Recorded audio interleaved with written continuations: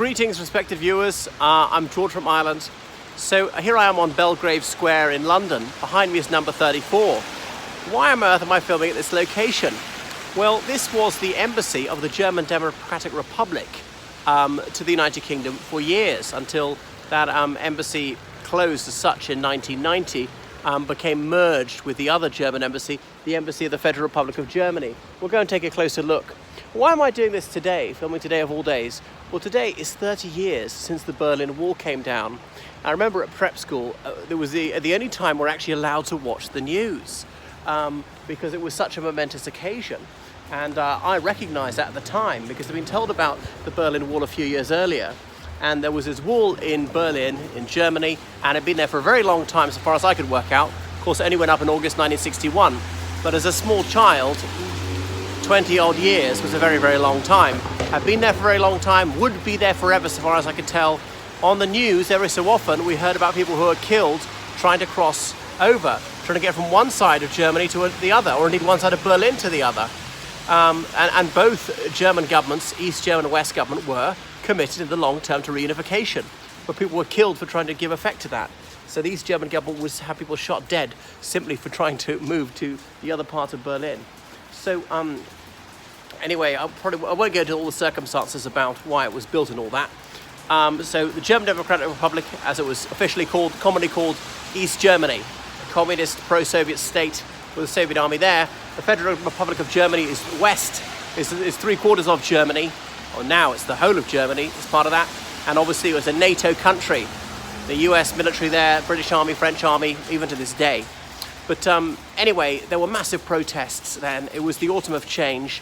Communism had fallen in several other Eastern European countries. In the Soviet Union, was major change. Mikhail Gorbachev was the first secretary of the Central Committee of the Politburo of the Communist Party of the Soviet Union. Quite a mouthful. And when he went to East Germany, they hailed him as Gorby. People asked permission to leave and said, "Wir kommen wieder," as in, we will come back. So huge protests that the Stasi couldn't keep under control. Stasi being Ministerium Staatssicherheit, which is Ministry of State Security, and a certain Vladimir Vladimirovich Putin was in Leipzig, East Germany's second city, a liaison with the East German secret police, and a large part of their role was really political oppression. I think I can say that very frankly. Human rights activists, pacifists, people who were like not dangerous at all, being sent to prison simply for saying things that the government found disobliging. It was the most perfect surveillance state in the world up at that time. 1 in 63 adults being an informer. But even with the dissident movements thoroughly penetrated, there were still huge protests. Over 100,000 people protesting in Leipzig, often chanting "Wir sind das Volk," we are the people. Because the thing is, the East German government was always banging on about the people. The parliament was the people's chamber, the army was the people's army, and the police was the people's police, and so forth. But we are the people, so the ordinary people ought to make decisions. There was the Party of Socialist Unity, which was the governing party. Now, in fairness to East Germany, they did allow other political parties. People say these were sham elections, and the East Germans used to joke this is just paper folding. It wasn't a real competitive election. Anyway, East Germans have been going out via Poland and Czechoslovakia. Czechoslovakia still exists then.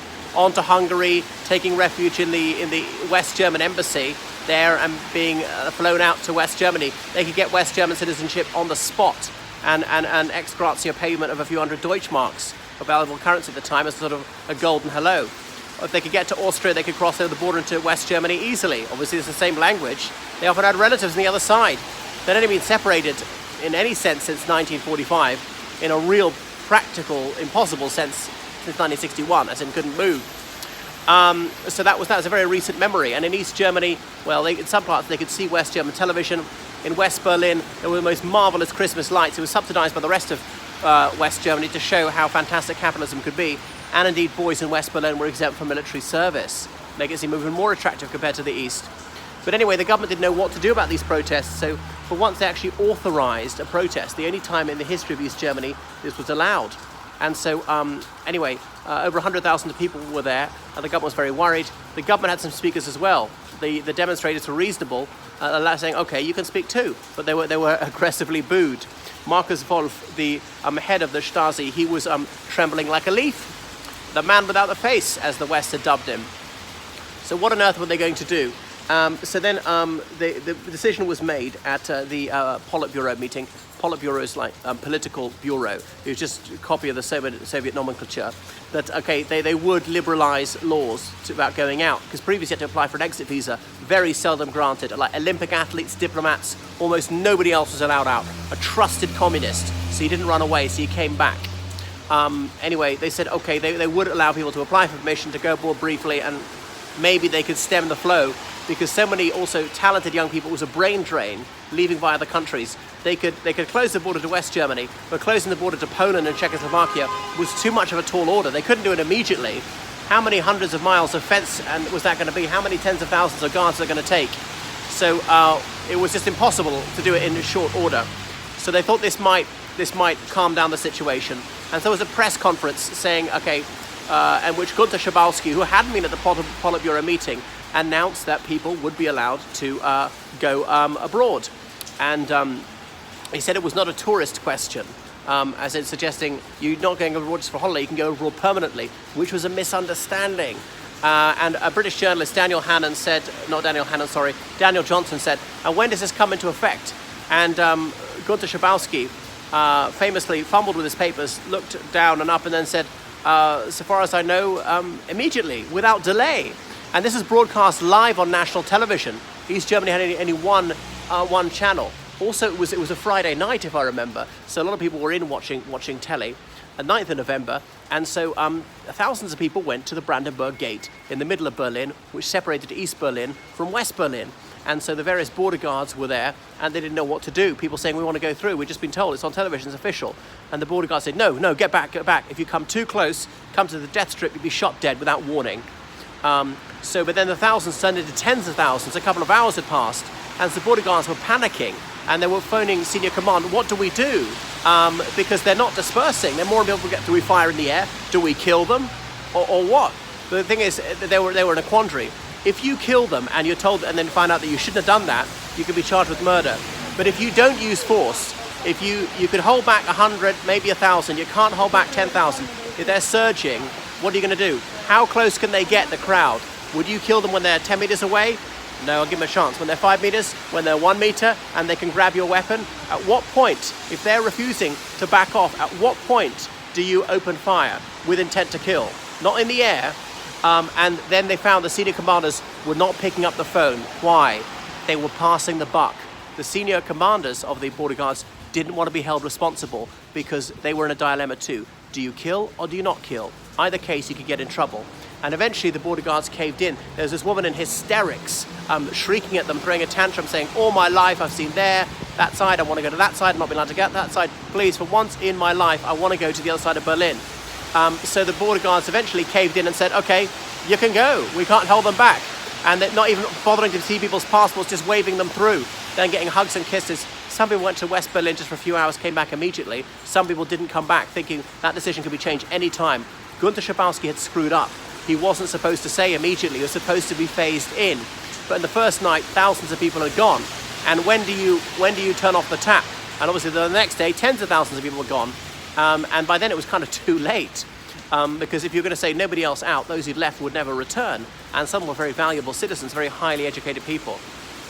So that was the beginning of the end for East Germany, a desperate attempt to shore up the one-party state. The Politburo, when Erich Honecker turned up, they said, right, we've all voted you're going to resign. Erich Honecker was, chairman of the Politburo and president of the People's Chamber and so on. And he said, right, the first item on the agenda is, and tried to carry on as though nothing had been said, as though he hadn't heard. He was quite elderly by that time. This is born about 1912.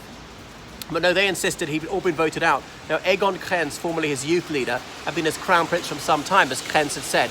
So Egon Krenz took over, but he didn't manage to maintain the situation. So, kind of long story short, the following October, the two Germanys were reunited. There's a 2+4 treaty. The Soviet Union, the United States, the UK, France agreed they would allow Germany reunification because, remember, they were occupying powers after the Second World War. And the two Germanys agreed to reunite. That was that. So Egon Krenz is still alive. He went to prison for a few years for some people who were shot dead trying to leave East Germany. Some people said it's unfair, that he managed a peaceful transition, he should be forgiven. What he did was that legal or not? Some also was illegal even under the laws of East Germany. So anyway, this East German embassy became part of the one German embassy, the embassy of the Federal Republic of Germany. So there we are, a country it's kind of forgotten about. You can read about it in Stasi-Land, read Goodbye Lenin about that the change, Die Wende, the reunification of Germany. Now they deliberately didn't reunite on the 9th of November. Why? Because that's also the date the Kaiser abdicated. Don't want the two events to get confused. Is also the date of the Beer Hall Putsch, and is also the date of Kristallnacht. So 4 times in the 20th century is a very significant date. So they said we'll reunite on a different date. It was October 1990 when they did it. And ironically, this was the house where Lord Gort lived. Viscount Gort, the British commander at Dunkirk, was fighting against Germany in 1940. He later went to Washington DC as the UK's military attaché, and he died there in 1946 as a statue to him in Washington DC. Anyway, that's enough about the fall of the Berlin Wall 30 years ago, almost to the hour.